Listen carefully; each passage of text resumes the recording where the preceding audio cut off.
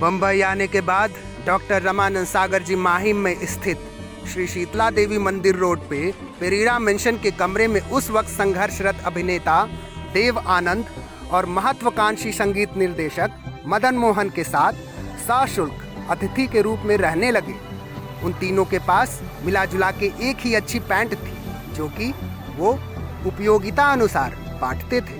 उन तीनों में से जिसे भी किसी निर्माता से मिलने जाना होता था वो यह पैंट पहन के जाता था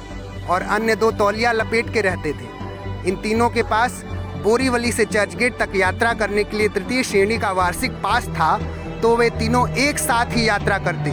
और समय व्यतीत करने के लिए अपने सपनों और महत्वाकांक्षाओं के बारे में बातें करते।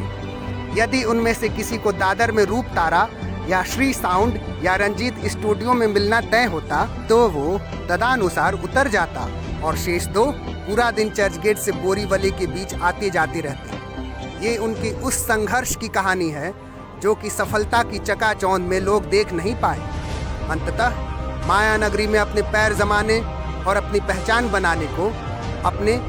शुभ चिंतक, प्रशंसक, मित्र पृथ्वीराज कपूर से मिले और जब उनसे मिल के लौटते हुए पृथ्वी जी ने उनके जेब में धीरे से 100 का नोट डाल दिया तो उनके स्वाभिमानी हृदय ने उसे स्वीकार करने से इनकार कर दिया और उन्होंने वो पैसे तुरंत लौटाते हुए उन्हें कहा, मैं ठीक हूँ और मैं किसी ऐसे व्यक्ति की तलाश करूँगा जो मेरे काम के लिए मुझे पैसे दे। तो अभिनेता पृथ्वीराज ने उनकी आंखों में देखते हुए कहा, तुम काम करोगे, ये तुम्हारे काम का अग्रिम है।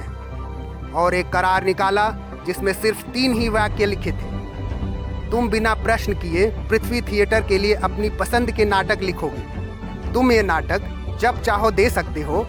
प्रत्येक नाटक तुम्हें 500 रुपये मिलेंगे। उसके बाद 1948 में उन्होंने पृथ्वी थिएटर के लिए 2 नाटक कलाकार और गौरा लिखे और बाद में 1949 में रिलीज हुई बरसात के लेखक के तौर पर रमानंद सागर जी फिल्म जगत में स्थापित हो चुके थे और एक अलौकिक सफर की शुरुआत हो चुकी थी।